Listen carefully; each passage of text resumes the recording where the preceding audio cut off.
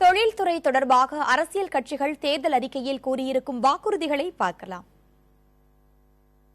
2 வருடங்களுக்கு ஒருமுறை உலக முதலீட்டாளர்கள் சந்திப்பு நடத்தப்படும் என அதிமுகவும், மத்திய அரசின் உதவியுடன் முதலீடுகள் பெறப்படும் என திமுகவும் உறுதியளித்துள்ளன.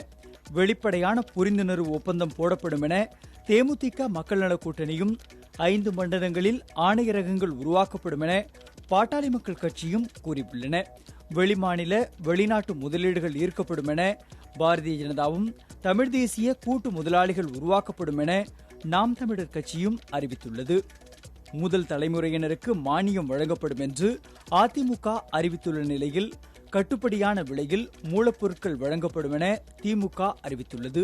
சிட்கோவில் மானிய விலையில் நிலம் வழங்கப்படும் என தேமுதிக கூறியுள்ளது. நிலவங்கி என்ற அறிவிப்பை பாமக வாக்குறுதியாக கூறியுள்ளது.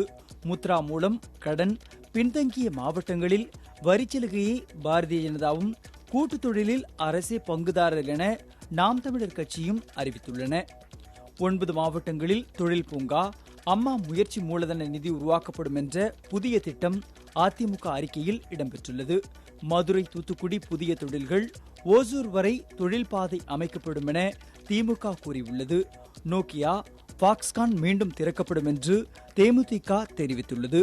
மதுரை, தூத்துக்குடி தாழ்வாரம், ஓசூர், தருமபுரி தகவல் தொழில்நுட்ப தாழ்வாரம் அமைக்கப்படும் என பாமகவும், பின்னலாடை வாரியம், தேசிய மூலதனம் மற்றும் உற்பத்தி மையம் உருவாக்கப்படும் என பாரதிய ஜனதாவும் உறுதியளித்துள்ளன. 4 தொழில்நுட்ப பூங்காக்கள், மரபுசார் மருந்து தொழிற்சாலை அமைக்கப்படும் என நாம் தமிழர் கட்சி அறிவித்துள்ளது. தடையற்ற மின்சாரம், புதிய மின் உற்பத்தி திட்டங்கள் செயல்படுத்தப்படும் என அதிமுகவும், தொழிற்சாலைகளுக்கு தடையற்ற மின்சாரம் என திமுகவும் உறுதியளித்துள்ளன. ஜெயங்கொண்டம் மின்திட்டம் செயல்படுத்தப்படும் என தேமுதிகவும், சூரிய ஒளி மின்திட்டம் உருவாக்கப்படும் என பாமகவும் கூறியுள்ளது. இதுபோல் கிடப்பில் உள்ள திட்டங்கள் செயல்படும் என்று பாரதிய ஜனதா கூறியுள்ளது.